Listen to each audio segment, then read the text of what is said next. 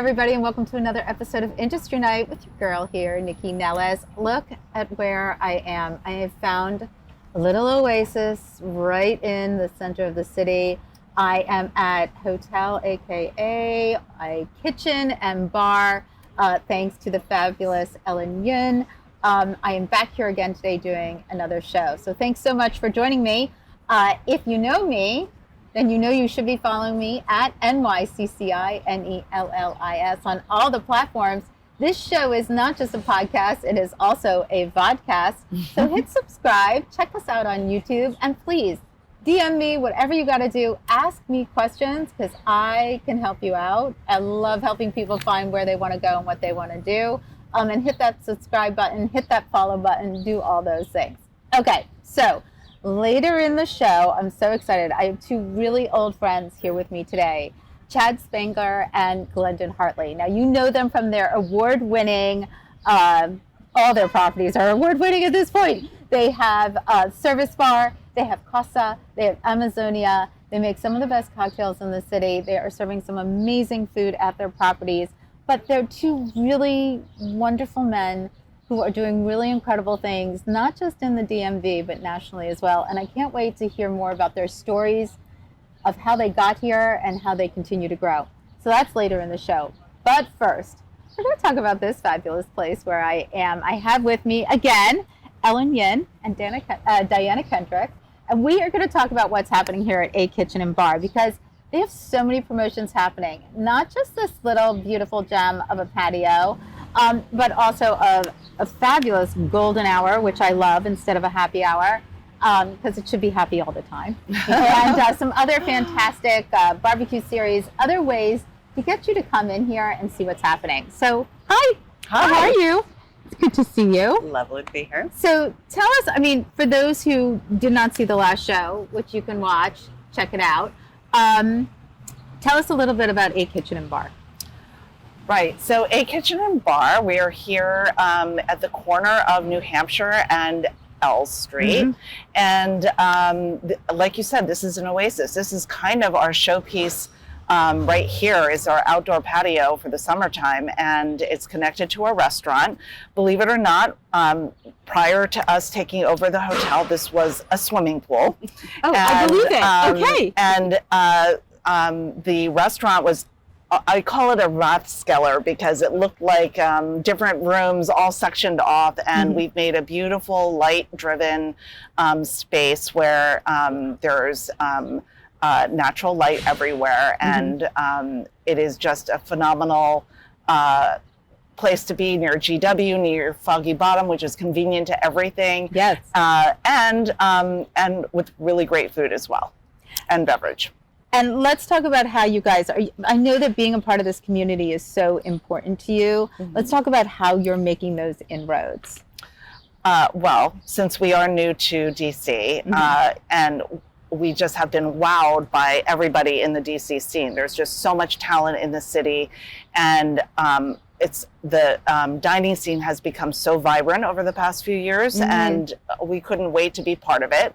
And everybody has been welcoming from the time that we announced our opening. We've done pop-ups with Oyster, with Moon Rabbit, with Centralina, being part of Regarding Her, which is a network of women entrepreneurs.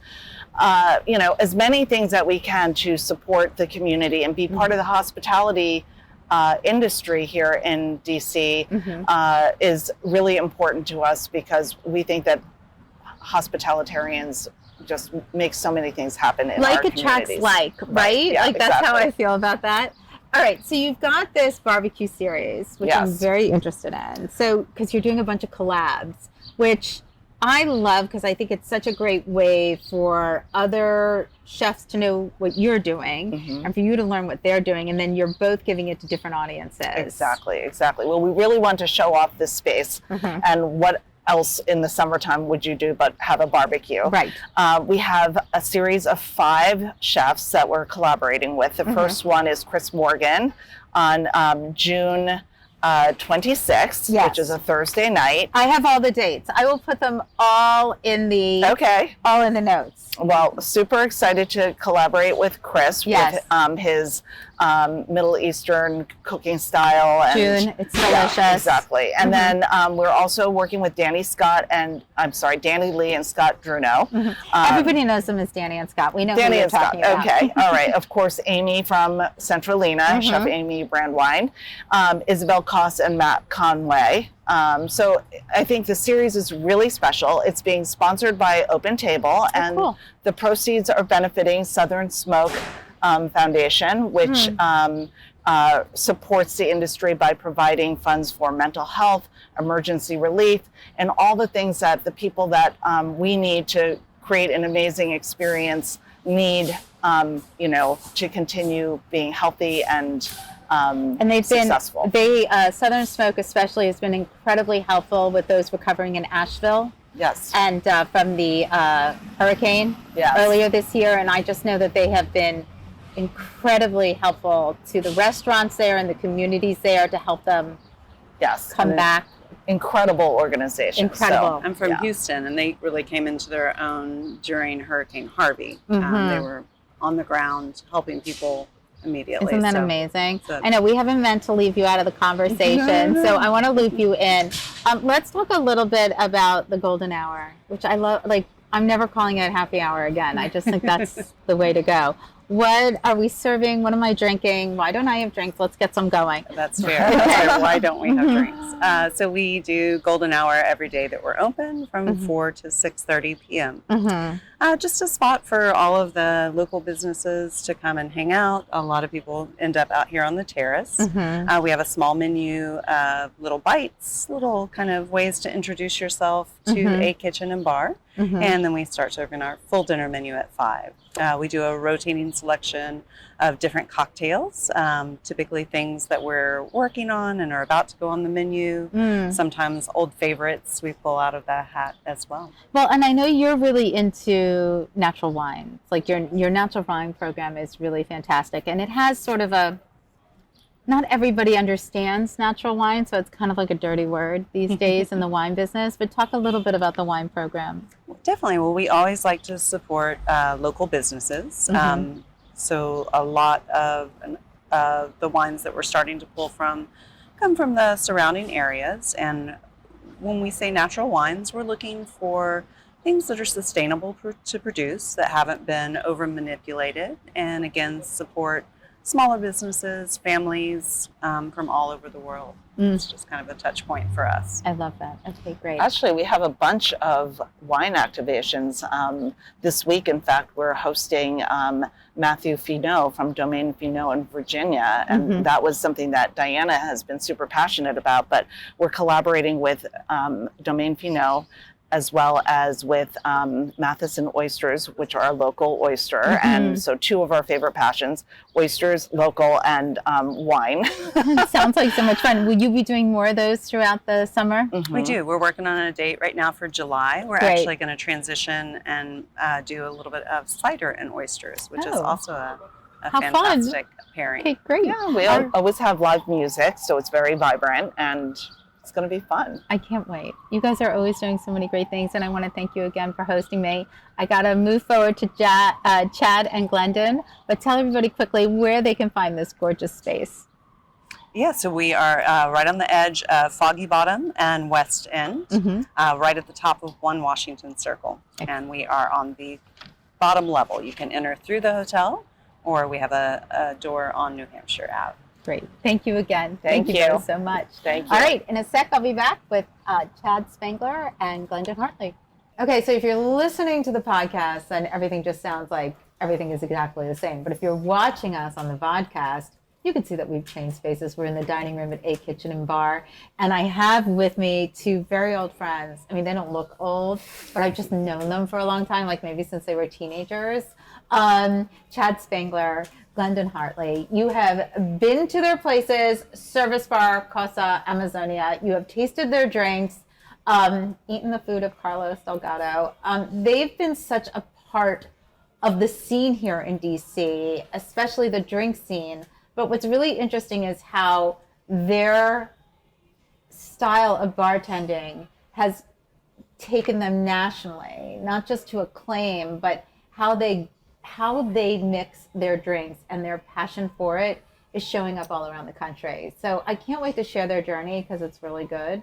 So let's get started. Hi, you Hi. two. How are you? Thank you for having us. Really nice. Let's cheers with a Cheers. little bit of cocktails from a.kitchen+bar. Amazing. Thank to you see so again. much. So good to see you too. See you. All right.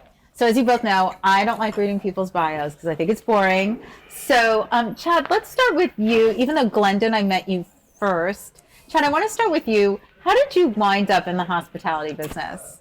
So I grew up just outside of Scranton, Pennsylvania, and I realized early on that I could make more money when I was in high school doing restaurant jobs than I could at my minimum wage other option. And I lived right down the street from a country club. So I started bussing weddings at a country club, and then they had a men's only bar downstairs, and it was a bar and restaurant where you kind of did bartending and serving all in one thing. So when I was, I think, 15, 16, I started doing that and then kind of gradually made my way behind a bar. And that was what was supposed to be it. But then I was in college and I was broke and needed a job. And eventually, before my junior year, I went to GW. That's how I ended up in DC. I started working at Founding Farmers. And that's Wow. actually where I ended up meeting Glendon. Wait, with John Arroyo? Yeah, Oh, wow. yeah. So I was a bar back.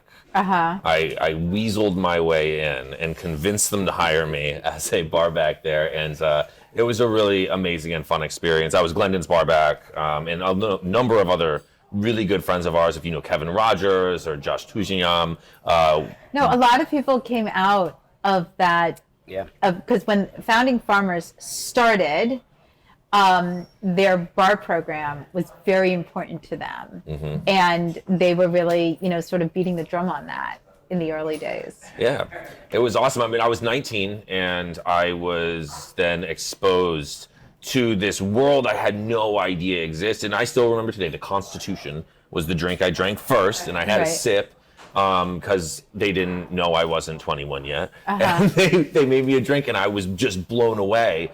And at that point, I just wanted to learn how to make it, and I was able to be mentored by some really amazing people, Glendon included. And from there, was able to kind of like work our way through the industry. And I worked for Founding Farmers for like 5 years. I opened the Potomac location. Wow. I opened the Georgetown location, and after that, I thought I wanted to expand my horizons. So I took all the money I had, and I went across the country and I staged. So I just like worked for free in a couple places in LA, in San Francisco. I went to Las Vegas because I had just won the Most Imaginative Bartender competition by GQ and Bombay Sapphire Wow. in DC. So I went to Las Vegas to compete, and then I went to the Aviary in Chicago, and I staged there for about a week. And then I had zero money left. I couldn't even afford a flight home. I had to have someone book it for me. Came back to DC, and that is when I began working with what I thought was going to be like the most amazing opportunity, consulting group with a very venerable chef that had been on Iron Chef. I won't say his name. It didn't go very well. Oh, come on, man. Iron Chef. And we were supposed to open a restaurant in Brazil in time for the World Cup, but I don't know if there was any truth behind that. We ended up taking over like a failing steakhouse in Howard County, Maryland, and I was working like 100 hours. I became GM of this restaurant. I had zero experience with front of house Chad management. was GM, managers, bar manager, payroll, HR. Okay, let's bring you back. Yeah. Let's get you out of Howard County. Not that there's anything wrong with it. We brought him back to DC. What brought you here? When I finished that project, it was awful. And I was friends I with feel like we could Wilder. do a therapy session about this awful project. Probably. You probably right? could. We could go on Right? for a long time. But I was good friends with the Wilder brothers. They were about to open Chaplin's, and I had spoken guys. with them about an opportunity. And I was a bartender on their team for opening of Chaplin's. And Glendon at the time had started consulting, and we were living together at the time. We'd stayed really good friends after Founding Farmers. And him and I basically ended up taking the consulting thing over together. Over the next several years, we both had our own kind of like independent careers, but we were consulting a lot on the side.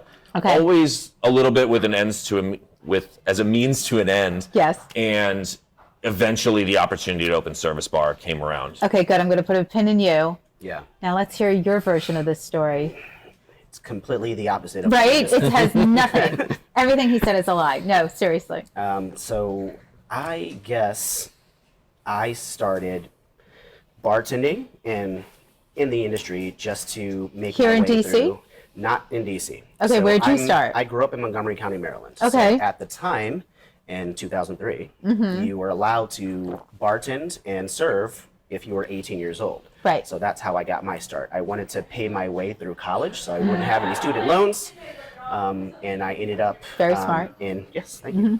I ended up in Miami working at Houston's as a service bartender, and I ended up coming back and working for a company called Uncle Julio's that I had worked for previously. I worked for them for maybe 6 or 7 years on and Okay. off. I trained trainers, So I you trained really bartenders. you really learned under two very well established chains. Yes. But when I say chain, I don't want that to be derogatory, because like I still miss that Houston salad. That salad was the best. So the reason I worked at Houston's in North Miami Beach was because it was my favorite restaurant. Okay. And I wanted to know what they did to make it my favorite restaurant. It was a learning experience as much as it was anything else. But it gave me a lot of that experience. And from there, I actually got into the school that I met Chad after, Okay. sorry, which was FIT. I always wanted to be in fashion. So that's Okay. why I was working to save up money so I could go to school. So I ended up going to school in New York for 2 years. But throughout, that was 2005, 2006,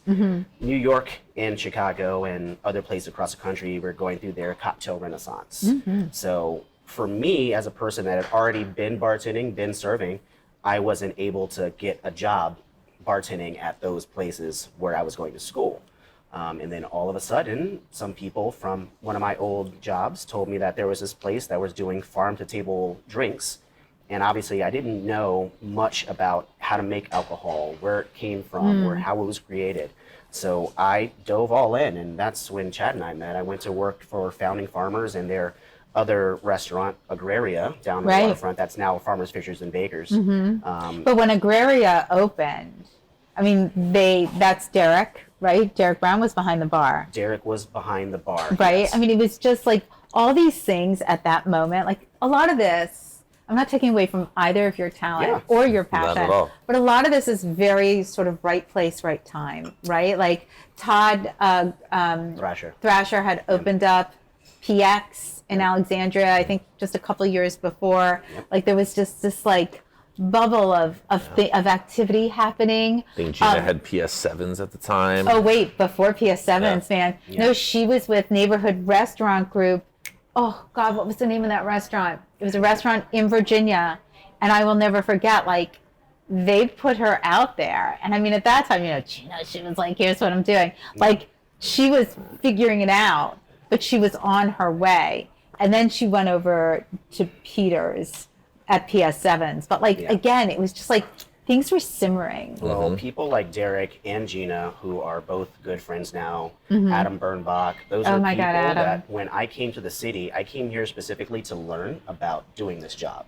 So working with people like John, where I learned the fundamentals of everything, and also having Founding Farmers, we're making upwards of 300 cocktails a night on Service Bar. We had a lot of practice and repetition. But John, Derek and Gina were kind of like the people that we looked to for us coming up in the industry, and they really helped us out. I mean, the beginning of the DC cocktail renaissance was so amazing, and DC is still a very close-knit community, and it's close-knit because of that. And when we opened the USBG, we got to teach everyone what everyone Not everybody was knows doing what across the country. USBG is.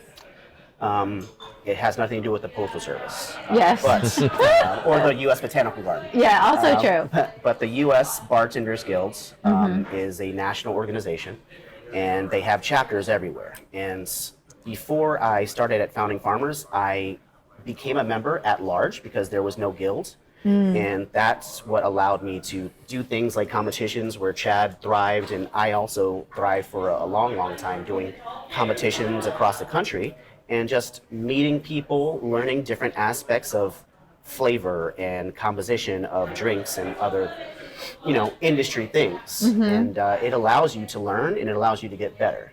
And so Can I just ask a question though? You both have mentioned competitions. This is before you sort of are doing Service Bar or you have ambassadorships.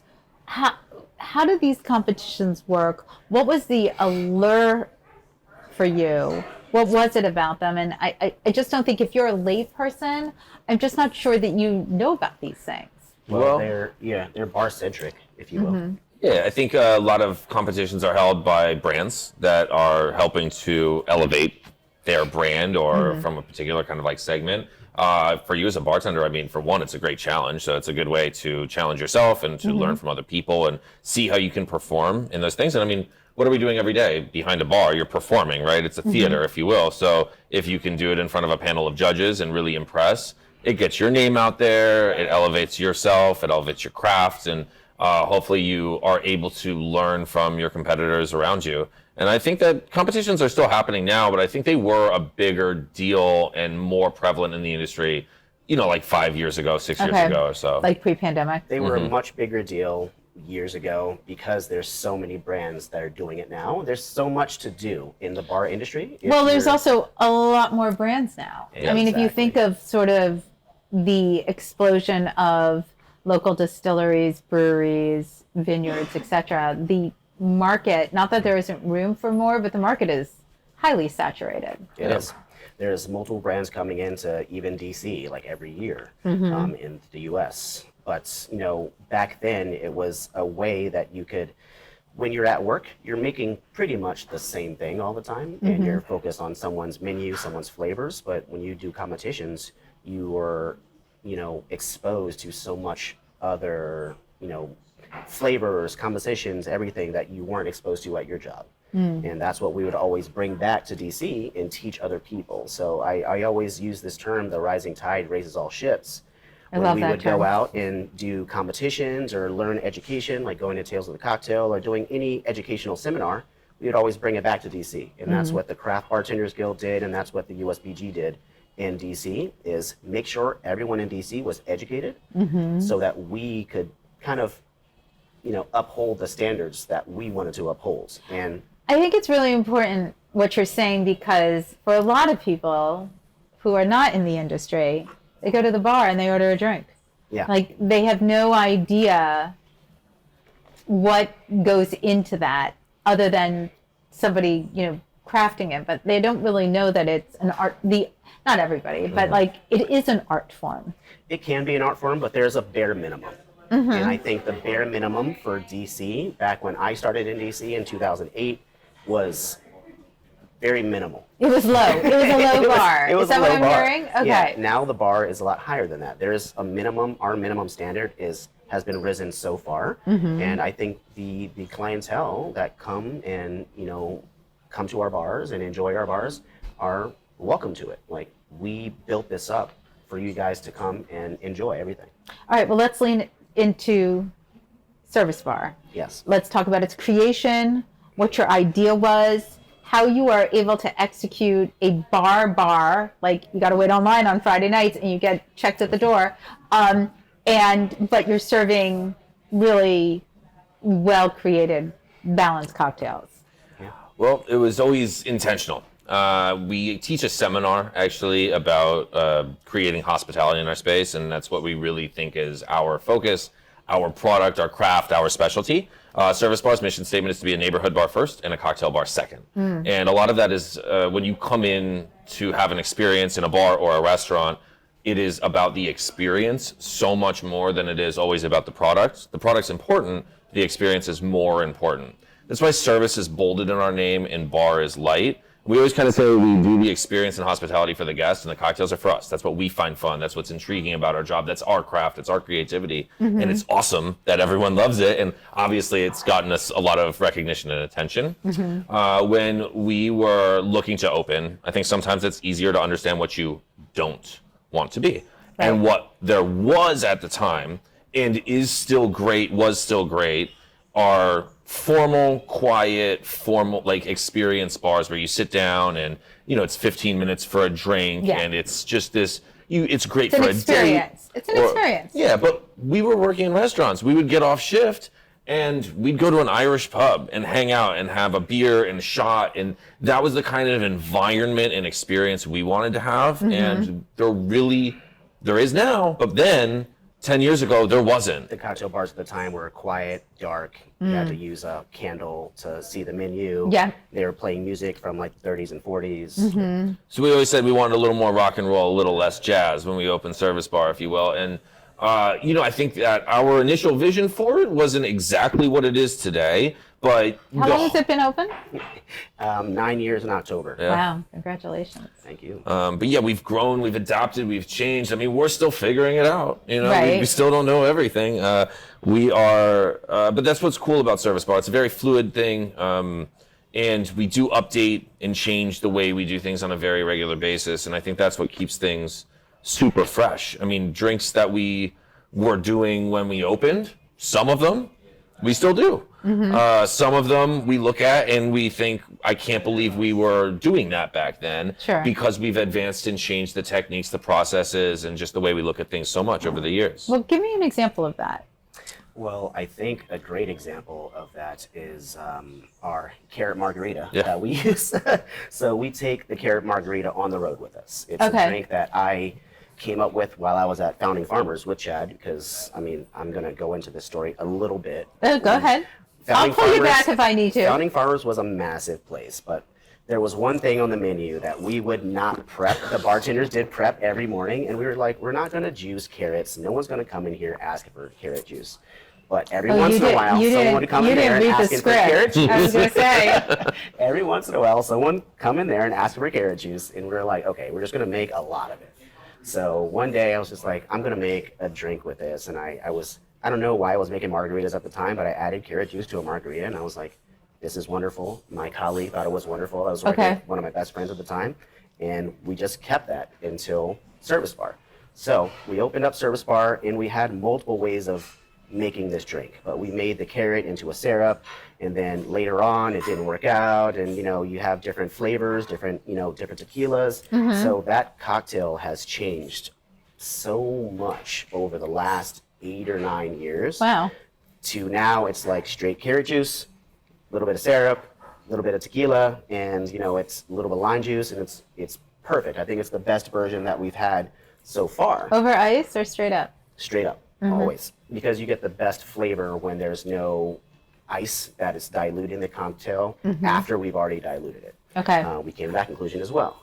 But I think to touch on what Chad was talking about, we learned what not to do. And I think when he says that we've changed things, it's not just in regards to cocktails, it's in regards to our management style also. We learned you don't have to stay rigid when your activities that you're doing are not working. We are very fluid, and we listen to our staff, and that's why our staff loves us. That's why we have such high staff retention. Also the 401k and the health insurance. But we listen to our staff, and we adjust our management style accordingly when it's valid. Well, and let me just add, I mean, especially with Founding Farmers as your base, Dan Simons especially, that is a guy who has real missions on what he believes the hospitality business can and should be as a functioning business that can make money, that can have employees that also make a healthy living, that their mental health is in check, that they do have 401ks, that they do have, mental health days or paid vacation, paternity leave, maternity leave. Like, he is a full believer in that. So having him as a person to sort of learn from, you can sort of take what you like from him and not take what you like from him, obviously. I'm going to let Chad elaborate on that. I've heard a lot of different things. I don't want to go down a rabbit hole. I love him too, but can I tell Dan you? is still a person that supports us fully. I have no doubt. Yeah. Can I just tell you a fun John Arroyo story? Oh, please. So, okay. I bet we have more fun ones. Okay, I'm sure yours are much better. And he knows this because I've told him this. Yeah. But when you guys opened Founding Farmers down the street from this restaurant, and I was invited in as media, it was a media, like a bunch of other media were there. And he got up, I did not know him, and he did, this is what we're doing, and he's talking all about the beverage program. And then he says, he basically threw the gauntlet down. I was like, we make the best X in the city. Like, I can't remember what it was, but it was like a drink. And I was like, I think that's a bold move, dude. I was like, do you know Derek Brown or Gina Chersavani? I mean, those were the words out of my mouth. I was like, you just don't come here from New York and tell us that yours is the best. Like, it was so, it was so upsetting to me. Do you know what I mean? I was like, no, you gotta know the people here. So later he's like, listen, I know them and blah, blah, blah. I was like, okay, dude, but you know. They were all in class together. Of course. A year before that. All right, so let's move forward. Service bar is a hit. Yeah. Lots of award attention. You've got amazing, amazing people working there. You guys are spread out. You're doing events. You're all over the city, which I want to get back to. Let's talk about now the expansion into really a proper restaurant and another bar, but it's also a restaurant, Casa and Amazonia. So let's talk about it. Yeah. I think it's like one of those things, you don't know what you don't know until you know it. And I believe that naivety is the key to success here, because if Glendon and I understood the undertaking that we were about to go under when we opened Service Bar, we probably would have looked at this insurmountable challenge and been like, no way, not for us. But we'll figure it out. And we did, right? It was very difficult. It was a lot of work. It was a number of impossibilities that you have to work around. And same thing with the restaurants. We kind of thought, we're two guys that flipped a turnkey space on U Street for like no money at all. We should be able to open a restaurant in a cold, dark shell that's 2 stories with 2 concepts. What was in there? Nothing was in there. No, it was next door. Next door. Tiger Fork. It's Tiger Fork now, but it was originally. Chad actually staged there. What's his name? It was R.J. Cooper. R.J. Cooper. And Brian Tatarakis was the beverage guy, and I staged with them. And it's relevant because when I was at Founding Farmers, one of the bartenders took me out for drinks, and I remember walking through Blagden, and like, I'm from Scranton, Pennsylvania. I mean, city's still kind of a big deal for me, you know? And I turned the corner, and I remember just seeing this beautiful... My mom is born in Scranton. My grandmother... Get out. I know, we'll go down that, I didn't know later. that. Yes, I know Scranton well. Okay. So we turn the corner, and it's this beautiful restaurant. We go in, Derek did the program there, and I remember it was a mezcal old fashioned with a toasted marshmallow garnish, and I sat in like that little front entrance area, and I was blown away, right? And so I always had this super warm, awesome feeling of Blagden. And when Glendon and I started to see success at Service Bar, and mind you, like Carlos had been coming in, we just started getting the door pounded down by commercial real estate agents. Like, let's go see a space. The minute they see a tiny glimmer of success, they're like, let me show you something else. Slide into our DMs. Yes. And we looked at a ton of buildings, and we went to see this one in Adams Morgan. We were like, no way. It was this like dingy, moldy basement. And the person was like, hey, do you happen to want to go to a place in Blagden? We were like, yes, Blagden's awesome. Took us to see the building. The building was empty still. It was supposed to go to Jose Garces. Yes. He was going to do a whiskey bar there. Yeah, Village Whiskey. Yep. And I remember. Whatever happened, they didn't. And it went back on the market. We were there, right place, right time. Imploded. That's what's happened. But go ahead. Moving on. I wasn't going to say it. But, I can. We saw it. And that, like right then, we said, Peruvian restaurant with Carlos. This is it. Okay, you keep mentioning Carlos, but we're not talking about who Carlos is and how you know him. Yes. So, I met Carlos while I was doing competitions, of all things. We met at the Westin, some hotel around there. I was doing a competition, and he was doing ceviche there. So we met, and he witnessed, what I do, and then we were actually paired together by another person that we know named Jonathan Peterson, who was working for this brand Atlantico at the time. Atlantico Rum. Yeah, I know Jonathan. Carlos was actually the executive chef of the place called Smith Commons on 8th Street Northeast. I remember it. Which kind of brought craft cocktails out there, to be honest with you.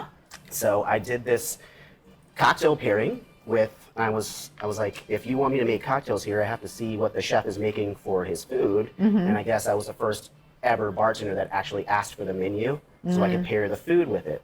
So we met there again, and we were like, oh, I know you from before. So when he was partnering with these construction guys, I could say, to do a restaurant on 8th Street, he brought me in as a consultant for the beverage program. Okay, and so he's Peruvian. He is Peruvian. So did that introduce you to, because you became a huge Pisco pusher, yes, if you will. So still am. Yes.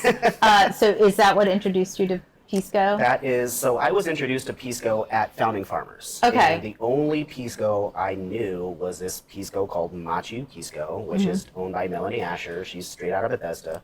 And she's one of my mentors in Pisco and brandy. But yeah, that was the only one I knew. So when I discovered what Pisco actually is through Carlos and his food and his culture. I never really studied Peruvian culture before.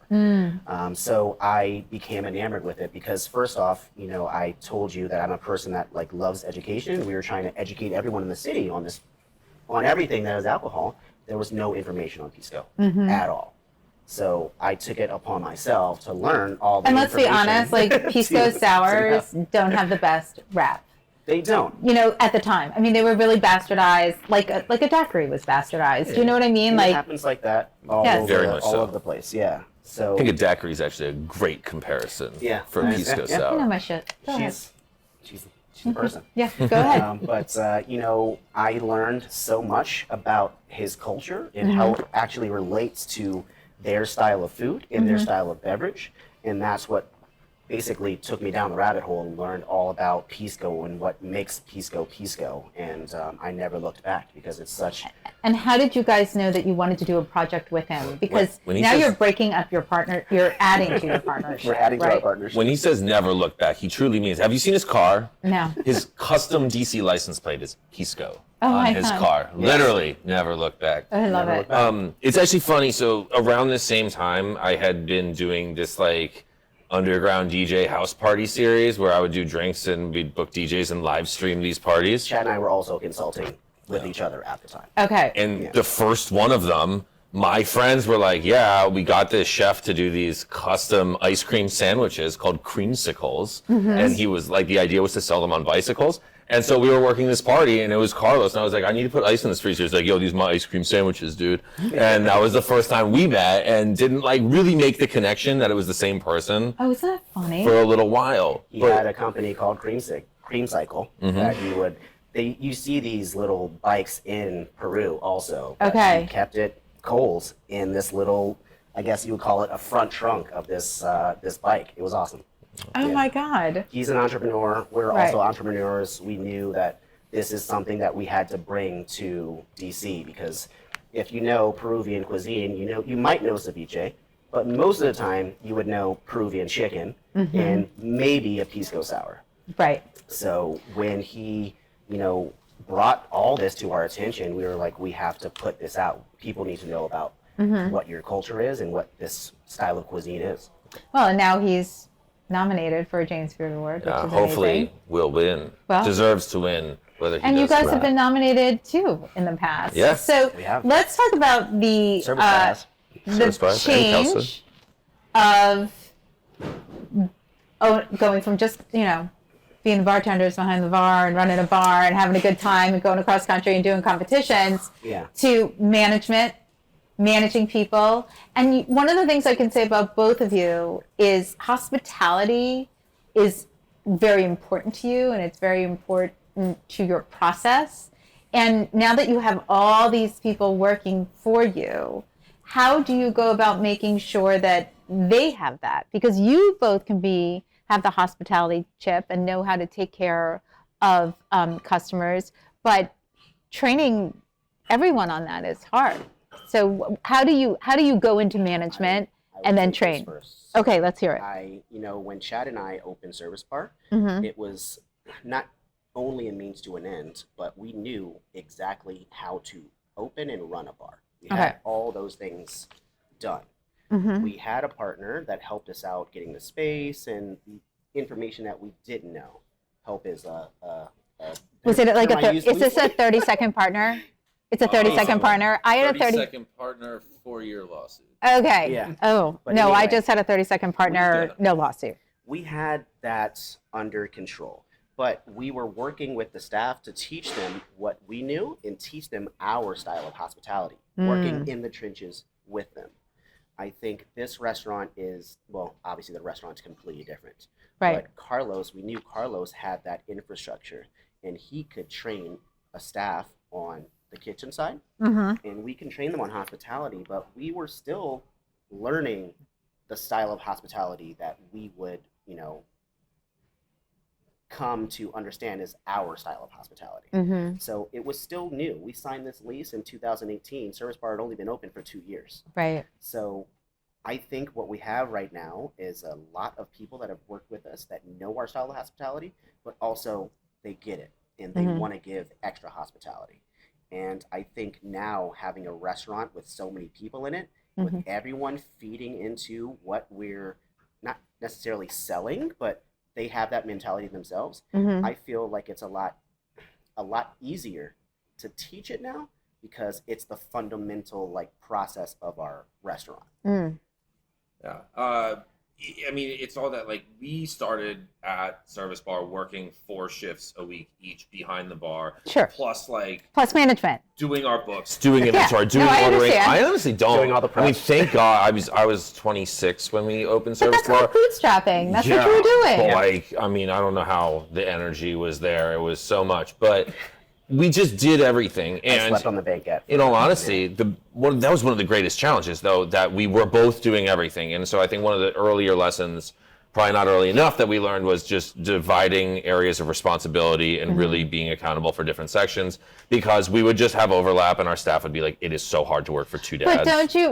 But don't you think in those early days, especially when you're starting a business and, you know, you have all these like hopes and dreams, I think it's really hard to not be a micromanager, or controlling is the wrong word, but being like, no, I mean, I can do it. You want to say I can do it to everything because you want to make sure it's in your aesthetic so that it's successful. But delegating, letting people lead, There's no one to delegate to. not initially, but you know what I'm saying? Like, Absolutely. that is the biggest quality It's of a successful business owner. It's huge. And I think that's a lot of where that growth went, because it went from, doing 4 shifts behind the bar to 3 to 2 to 1, and then, none once the restaurant was really opening. And a lot of it was, again, this assumed knowledge of what we wanted to be and who we were, until that became, okay, that initial set of people is now gone, has left, whatever, and we have all these new people that weren't there from the very beginning. How do we teach them? And so we've made culture a big part of our training for a long time, and we've just continued to grow and adapt it. So we have 2 different hospitality trainings that we do. We do how to create a hospitable work environment training for management, and then we do our 9 rules of hospitality training that we do for our staff as well. And then we try and live and breathe it. So every single day at pre-shift, our teams are required to pick one of the 9 rules, talk about it, and discuss how it's been done in the space, how you've seen it outside the space. And we truly try and make it like a fabric of the restaurant itself. And that's just emblematic of that whole shift and change, right? It goes from you doing everything to you teaching other people how to do it. I mean, that is the definition of management, right? It's not like a new thing. But for us, But there are good managers and bad managers. I mean, that's not news. That's true. I am going to have to push us forward a little bit because Yeah, the show isn't infinite, doesn't go on forever. Of course, if only. You're right. So let's talk a little bit about, you've mentioned these competitions from your past, but you all, and a lot of people from your team, travel a lot. You are in a lot of places. You do a tremendous amount of collaborations. Why? Why do all of those? How many do you do? Do they inspire you? Do they bring cocktails to your menu? Like, I just want to have a better understanding of it.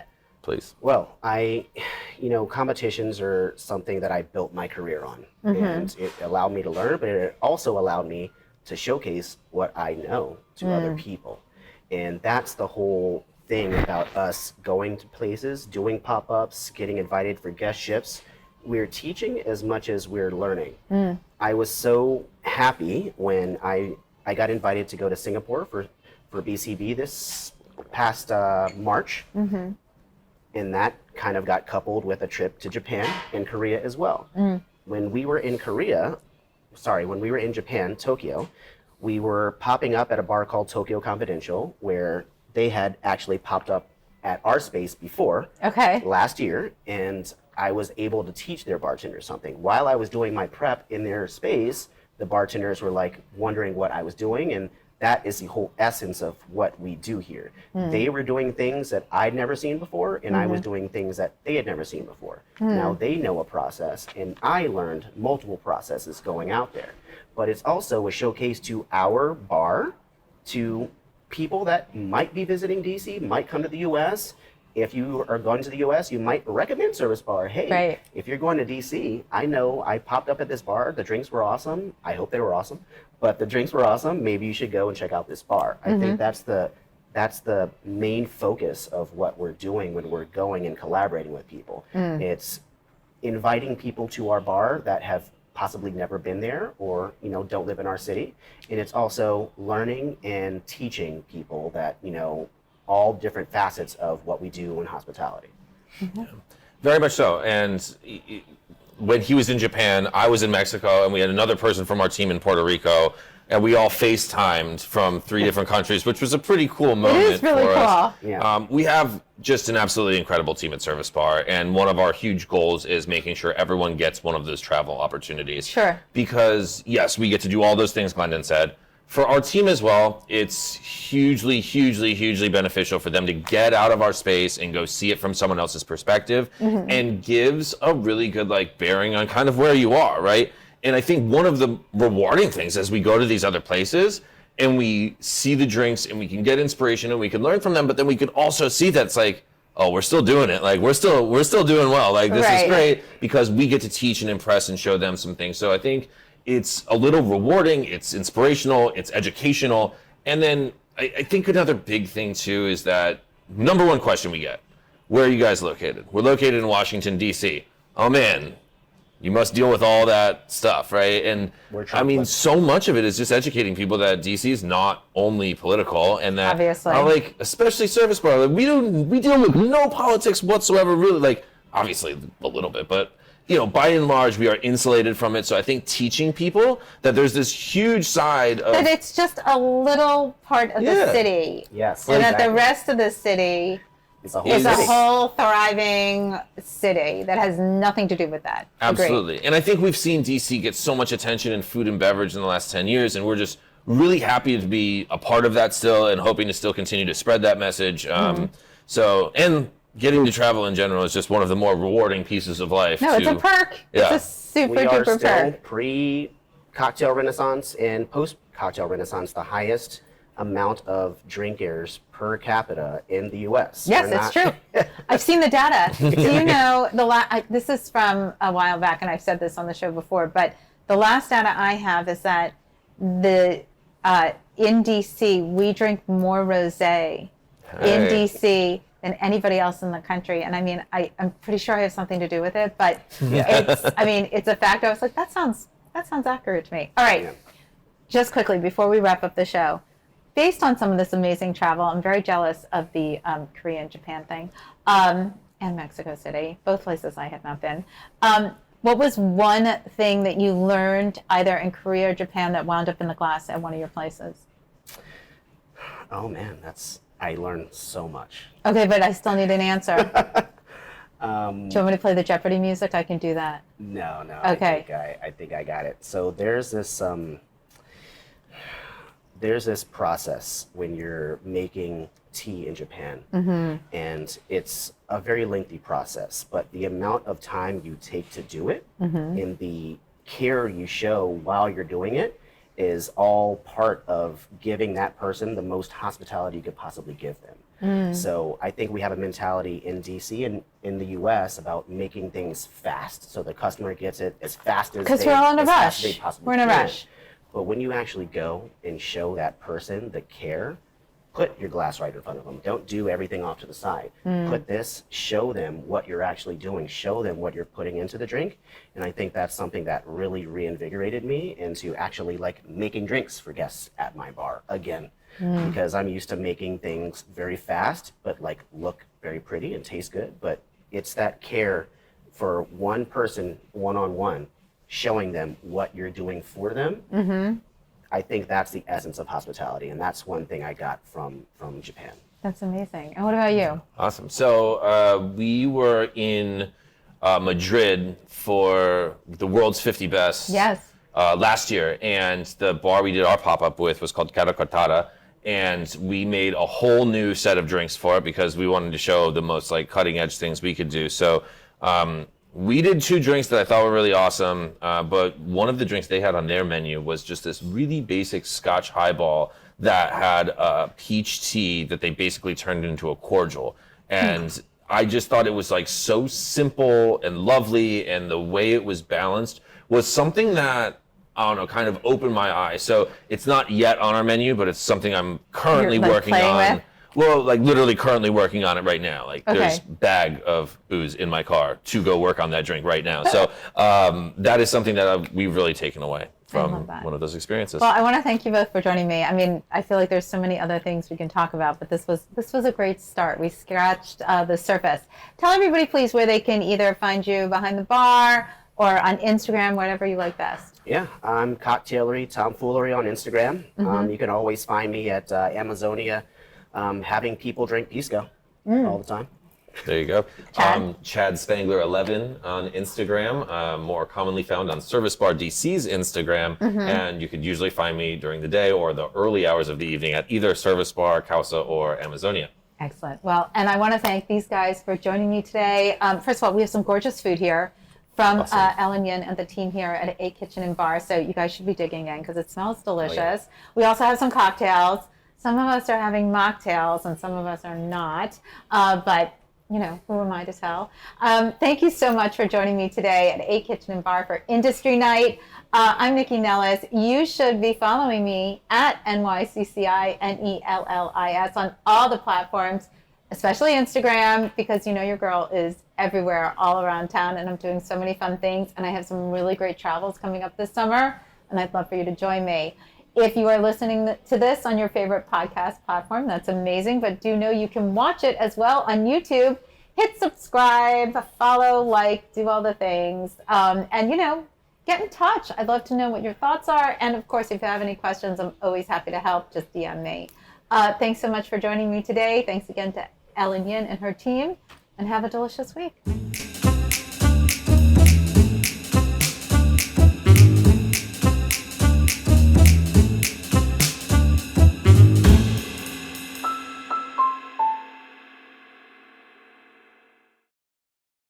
Produced by Heartcast Media.